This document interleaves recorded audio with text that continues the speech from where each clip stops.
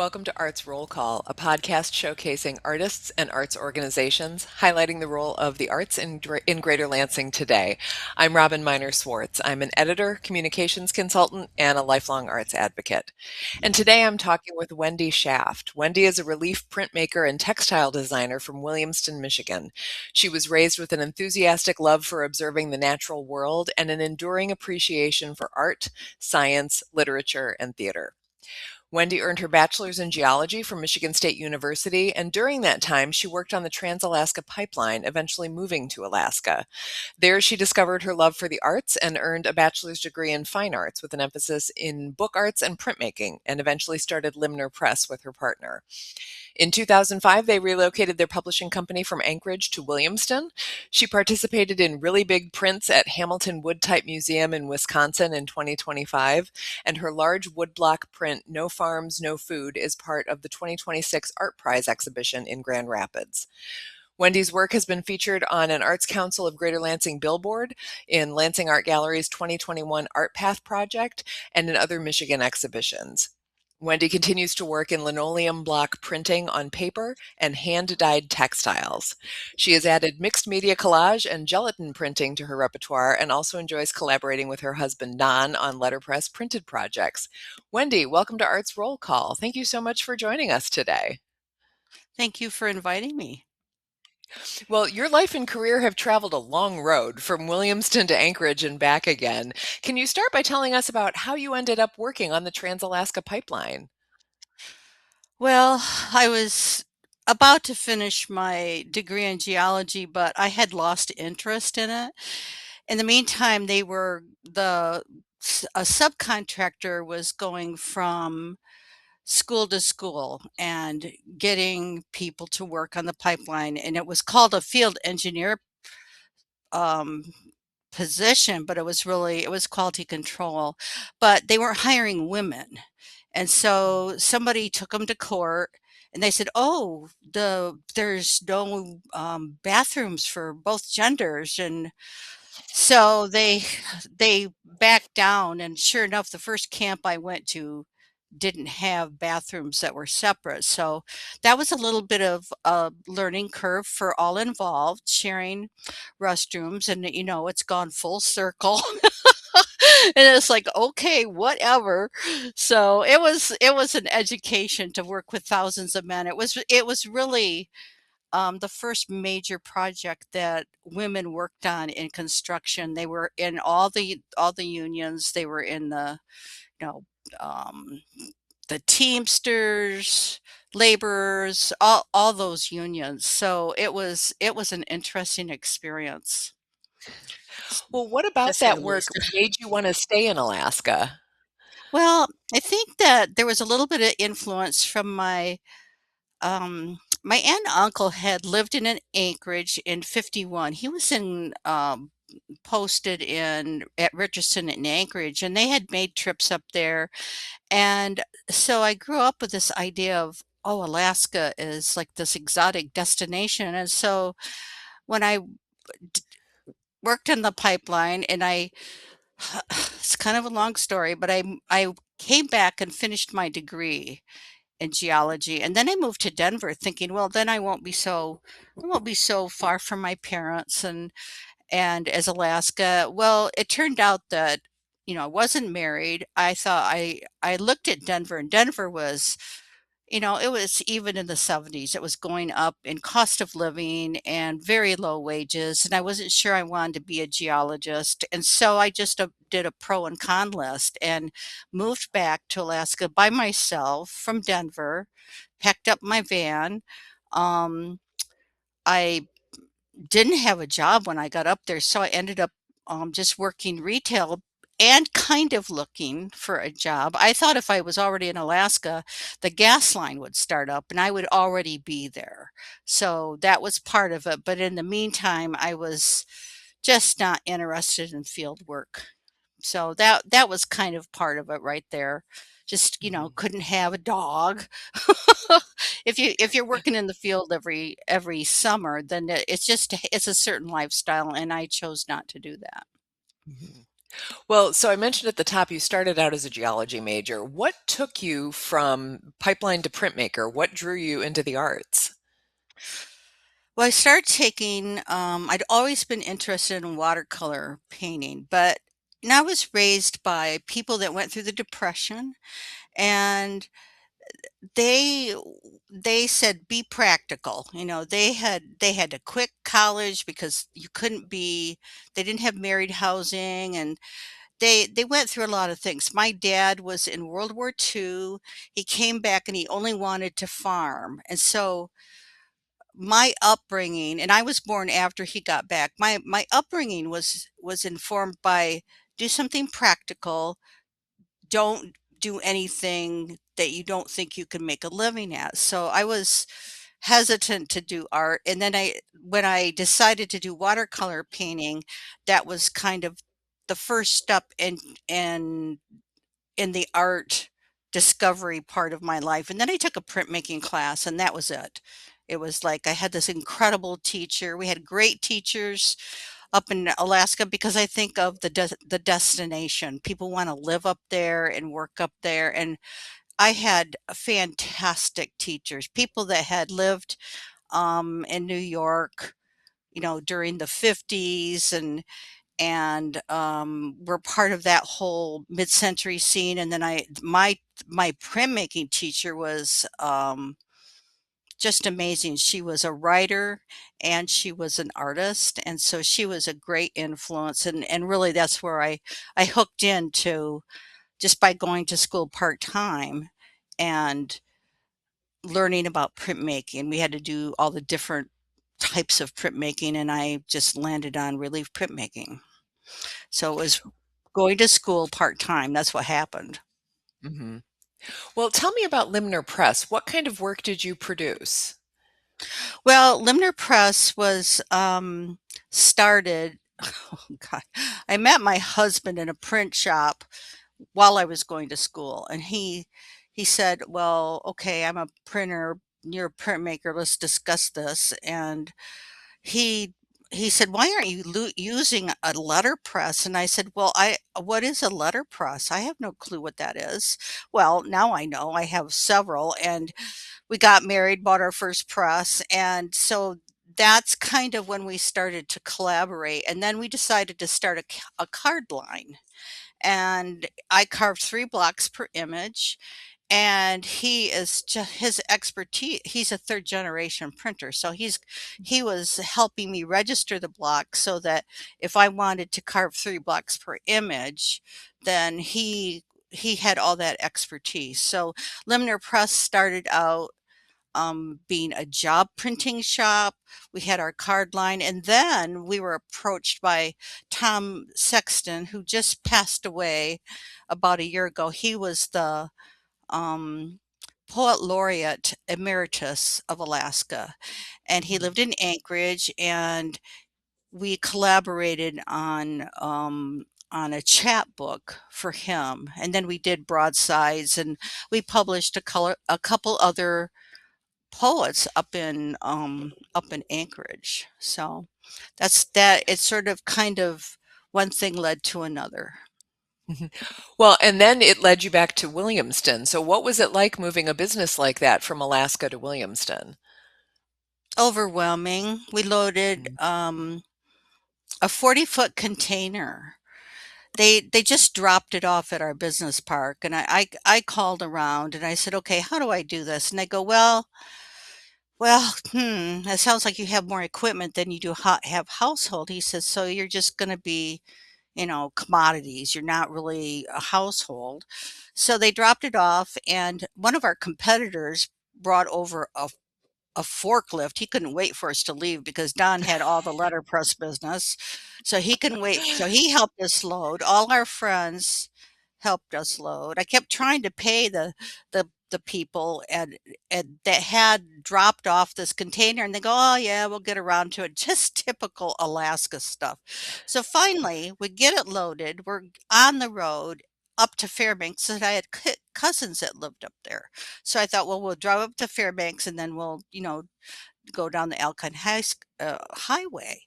And finally, in Fairbanks, he says, "Well, I guess since we have your stuff, we'll take your credit card." And I go, "Thank you." I said, "Because we moved in 2005. You still had to, you still have a problem calling from Canada into the States." So they finally Mhm. took my credit card number and we drove down. Took us, a couple weeks. You can go faster than that and you can take longer, but we were pretty fried by the time we got everything loaded up.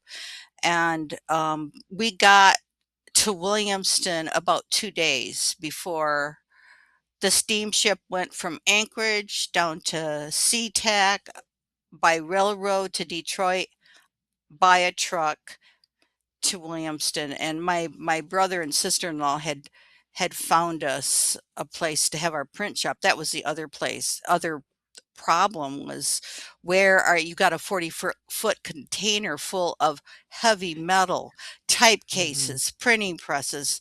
You have to have a place to land, and so I needed the help of my family to do that. Yeah. So, Well, how yeah, it did you was get pretty. involved in the Greater Lansing arts community once you came back?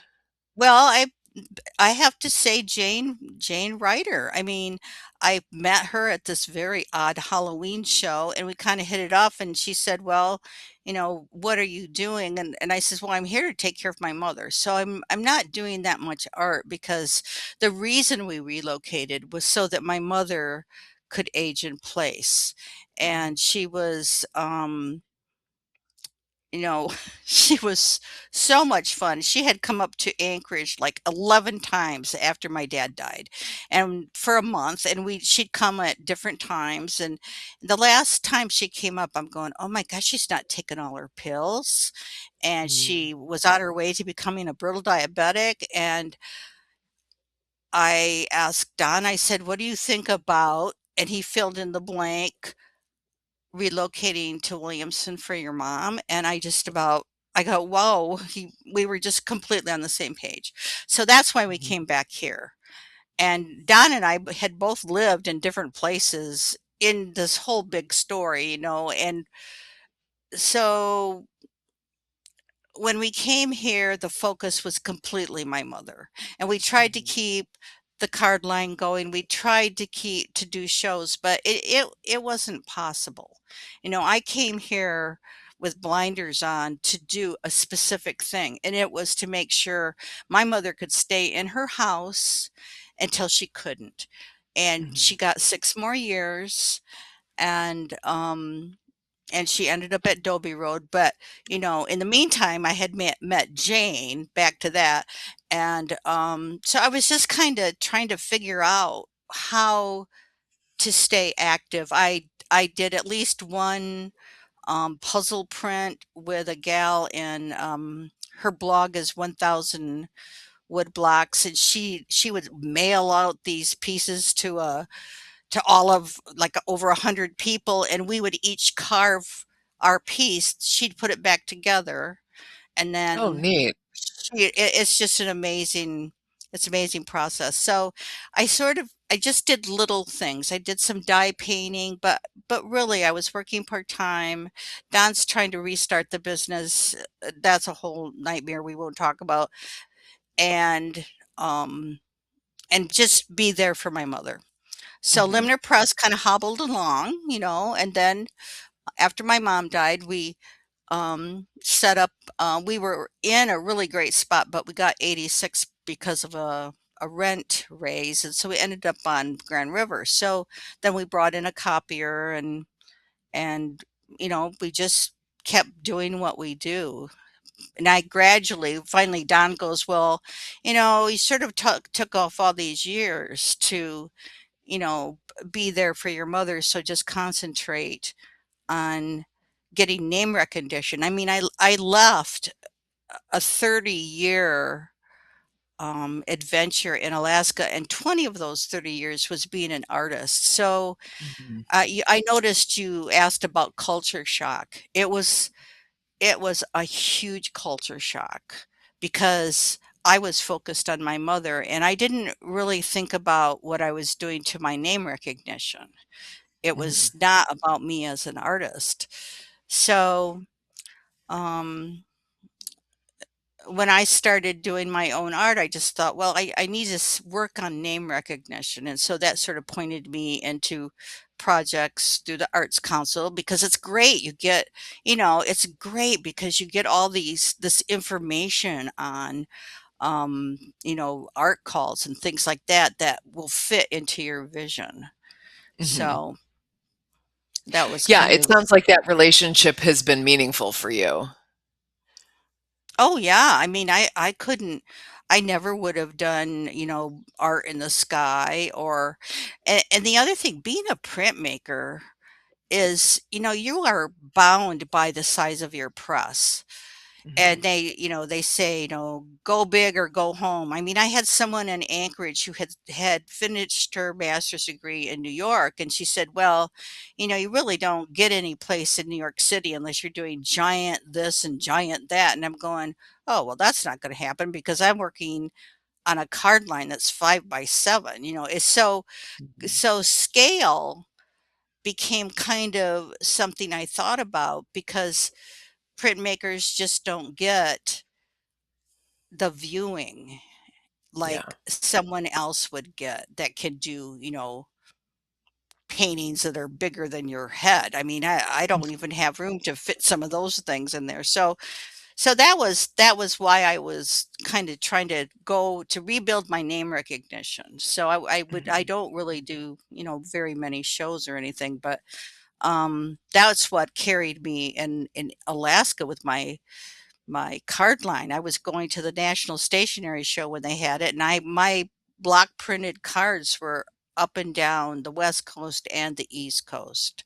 Mhm. So then, when we moved back to Williamston, that kind of came to a halt. Mhm.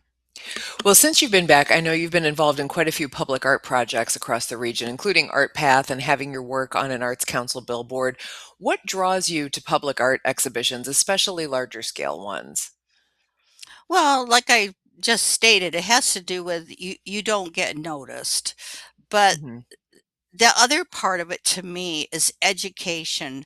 One of our missions with Limner Press is educating people about letterpress printing before Mhm. it gets all buried in a landfill somewhere.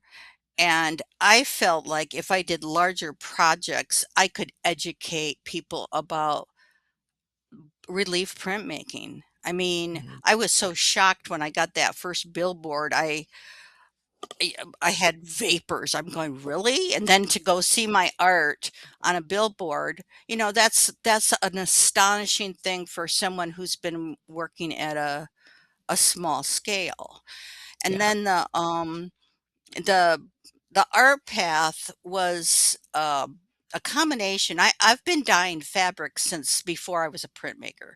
So when I applied for that, I thought, well, I'll dye fabric and I'll print on it. I got a special press for where I could use unmounted linoleum and so I could do bigger blocks because I go, okay, and if I do this in multiples, even though the blocks aren't any bigger than 24 by 24, then at least the impact of multiples will get people's attention. And unfortunately, 5 days after it was put up, it was completely burned. It Oh. was it was vandalized, and I went down there, and there was torch marks between where there used to be panels where my panels were. If you go to my website, you can see what it looked like, but it was so pretty. It was 7-ounce duck, all dyed different colors, and it was called Friends of Pollination.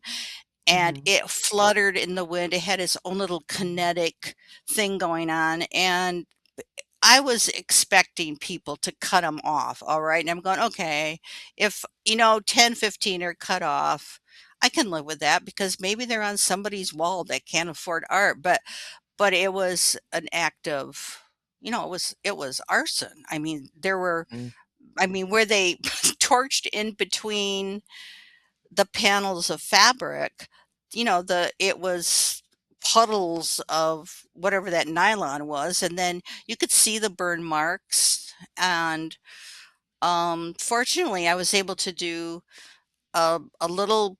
project at the Arts Council's office. It was about process. So I chose that to show the blocks, and then and I had like two or three panels that were still intact, and I showed the burnt rope and everything, and so that kind of finally gave me a little bit of closure, but it was pretty shocking. I wasn't shocked at first because I thought, "Oh, this is, a little arson, never hurt anybody," but apparently it was big arson because there were 200 feet of these panels, Oh, and wow. they got all but about maybe 15 or 20 feet of them. And Oh, it goodness. was, yeah, it was pretty awful.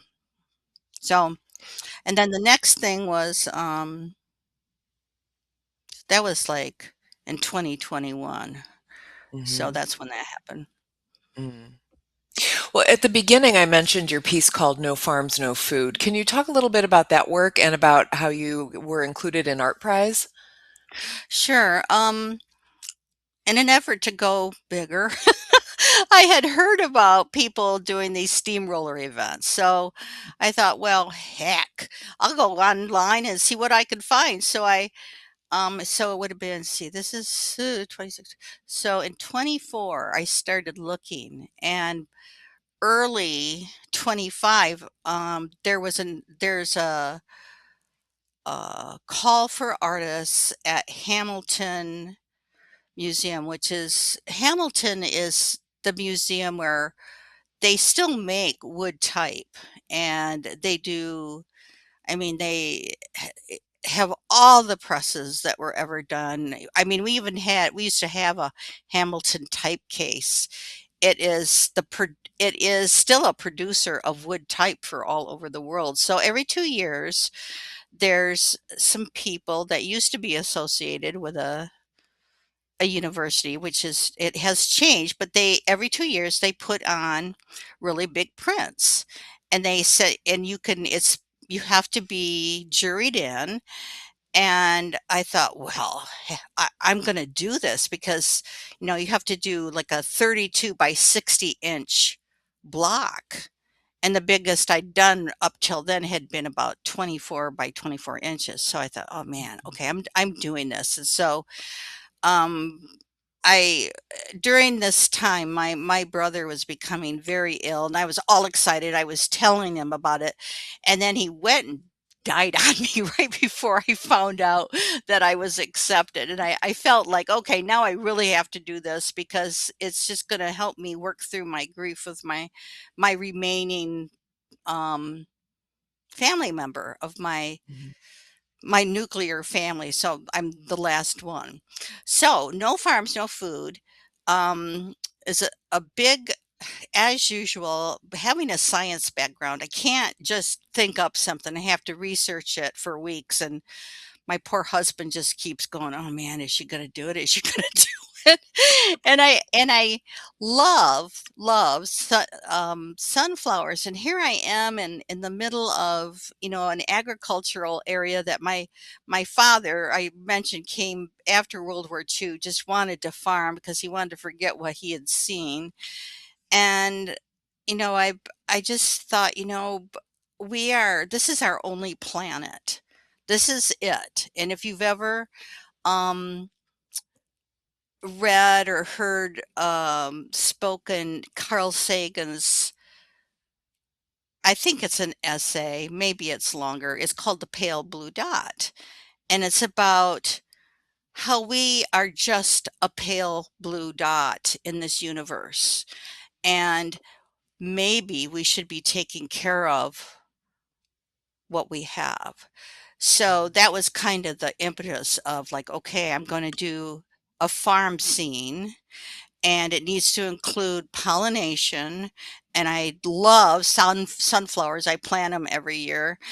And so I gradually work through what I wanted to be in my composition, because I wanted it to say, okay, here is where we live. We have, and if you don't live in the country, live in the city, don't forget where your food comes from. It's really, it's a serious issue. So I started working on the composition, and about a year ago, I went to a graduation, and then Don and I went on like a 3-mile walk. And to make a really long story short, I had broken my leg and didn't know it because it was sheared across the top of my tibia and I was in all this pain. Well, now I have a big block to carve. And so between being in pain and grieving my brother, it was like, okay, I'm just going to do this block and I'm going to give myself an assignment of, okay, I'm going to do 5 petals of a sunflower today. And then I'd go ice my leg. And I didn't know it was broken until I went to the surgeon at the end of August. So I was in all Oh, this wow. pain, didn't know I had a broken leg. And I mean, people have knee replacements all the time. It's kind of a non issue, but it was an issue to me because I didn't know that I had a Yeah. broken leg.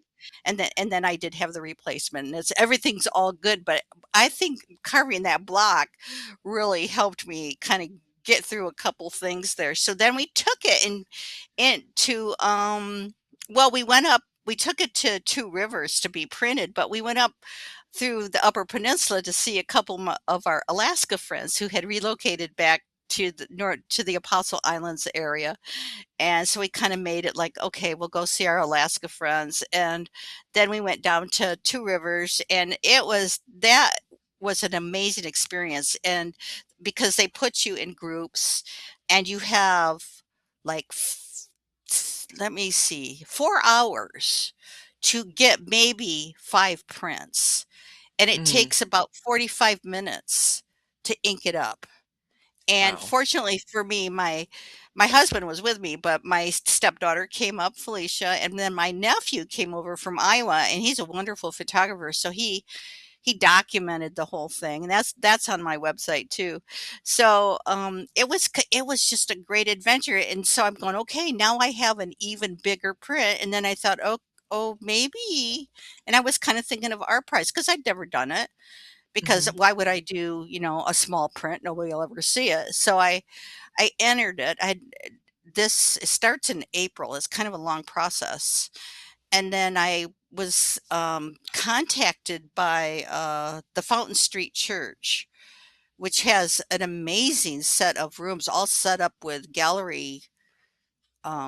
gallery system, and they were interested in No Farms, No Food because I think their theme is kind of about healing and what we can do to, look at our world and heal ourselves, and it fit into what they wanted at their venue. And they host about 18 or 20 artists, so it's going to be a nice introduction for me to be at Art Prize by being in a central location and being in a really amazing venue. That's an amazing place. I've never seen, and the church also has an art collection. Mm. So that they rotate through their church. So it's a very active, community oriented venue. That's nice. Well, it sounds, and I looked at those photos today, and it is an incredibly large process that you're going through, but everybody looks so joyful doing those things. Yeah, it was fun. It was like, well, the thing that I kind of missed out on was helping other printers, because I Mm. went and did my 4-hour thing and it was like, oh my God, I can't even move. So Don went back to Hamilton um, Museum and he helped out. He's been printing since he was 12. So anything that's got ink and a roller, he's there. He was perfectly happy. In fact, it's kind of funny. I do some of my printing. We just moved Limiter Press home, and I do some of my printing out there, and some of it I do in the front room of our home. And so I'm like, I know how to do printmaking, but there's Don hovering. I go, honey, do you like want to roll out ink or something? It's not that I don't know how to do it, it's just that he's like, "Okay, there, do what you like to do too." We're married, we've been married for 41 years, I guess if you wanna roll out some ink, go ahead. Yeah. Well, He's Wendy, what are pretty you funny. working on right now? What's on the Oh, horizon that well you'd like to share? well, what I'm doing right now is coping with condensing Limner Press. Ironically, Limner Press started out in our home in Anchorage, and went to a print shop up there, came to print two different locations in Williamston, and we decided that we weren't getting, since COVID, we weren't getting much business with a copier because we had added a copier to our storefront. Well, the letterpress printing was paying for the copier, so we go, okay, let's move it home. But I didn't realize how much inventory I had. And so this summer is really going to be about condensing, saying goodbye. Some things. Don already sold a press. He sold one of the cabinets full of type. No, the cabinets, not the type over my dead body, because metal type is really important to letterpress printers. Mhm. But I think we're just going to get kind of cozied in and start working on. I want to do some ways gooses. Those are events that letterpress printers get together and they do projects and they sell each other more printed matter, and it's an old, I guess it used to take place in the fall when there was some sort of a down time and these letterpress printers would get together, and now they call them printing. They don't call them Ways Goose so much because nobody knows what that means. So they'll say like a print fest or something. And we've done the one in Ann Arbor. The Ann Arbor Library puts on a print fest, usually in July or something. So we'll probably do that. But I really wanted to get into contact or start going to some poetry things and go back to some of our origins of doing broadsides. I did one broadside project that was at the Arts Council office in Old Town, and that involved my music playing partner, Paul, who wrote this completely wonderful children's poetry. So I did some broadsides with him, but I'd like to, make contact with some local poets and try to get into that a little bit. It's a lot of work to handset type and do carved images for broadsides, but I'm just contemplating that and putting away more stuff. Yeah. Well, Wendy, where can people find you online?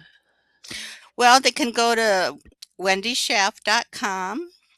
They can go to I'm real imaginative, Wendy Shaft on Instagram and Wendy Shaft, comma artist on Facebook. The Mhm. thing about the website is that I'm under the umbrella of limnerpress.com Okay. because I'm too cheap to have two websites. You So don't if you need them. go, yeah, what we did is we just made Wendy Shaft be one of the Wendy Shaft artists be. I'm a menu item. It's so Yeah. exciting. So, and then I also have stories because I do have a lot of stories. So the menu, that's the homepage for Limner Press has me, but it also has something called stories.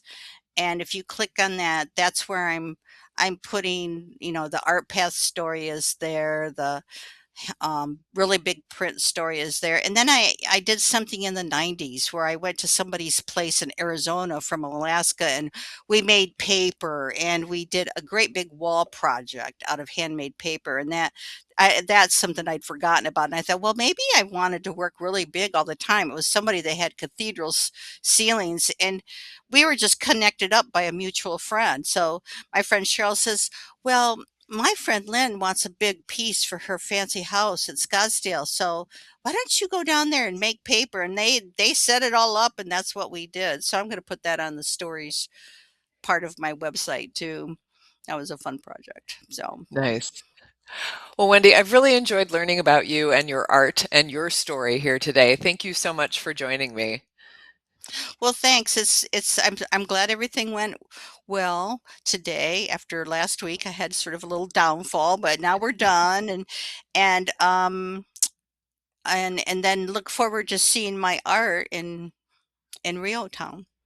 Yeah, actually, yes. Please tell me about that. That is, you're working on Arts Move Rio project. Tell me a little bit about that.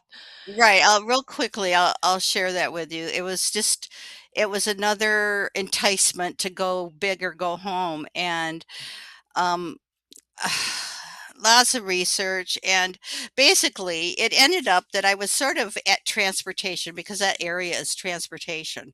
You know, that Mhm. Rio town is where the railroad station is. It's where the Red Cedar meets the Grand River, and then I realized that I'm seventh generation Shaft, and maybe I should look past, the industrial part and really look at the Grand River area as a whole, the watershed, and then that led me to First People, which led me to sturgeon.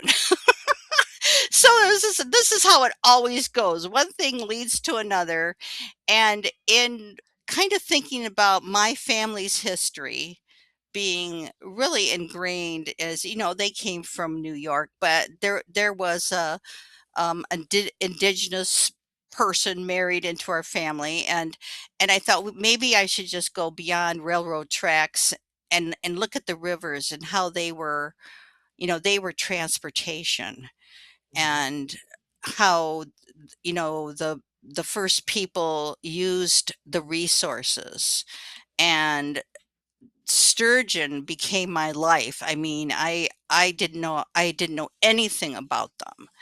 And so when I did it again, I just kept working right to the last minute, and I thought, well, I'm just, I can't stop now. I'll just get it finished. And um so it is based on it gives a nod to the confederacy of three tribes mhm, of that area, and they used everything. Indigenous people always are such keepers of the land, and they're not wasteful because they can't be wasteful. They have mhm. to use everything that they have. So there are three tribes that were gathered together, and it was so the image does make a reference to the Three Fires Confederacy. So it'll be fun Nice. when everybody gets to see it. It's a Yeah. mystery. I don't know when it's going to be up, but I'm looking forward to it. Well, thank you for that context, and now we know to keep an eye out for that as well. So again, Yeah, thank thank you you. so much for joining me today, Wendy. I really appreciate it. Yeah, thank you so much. This podcast has been a production of the Arts Council of Greater Lansing. To learn more about them, go to lansingarts.org.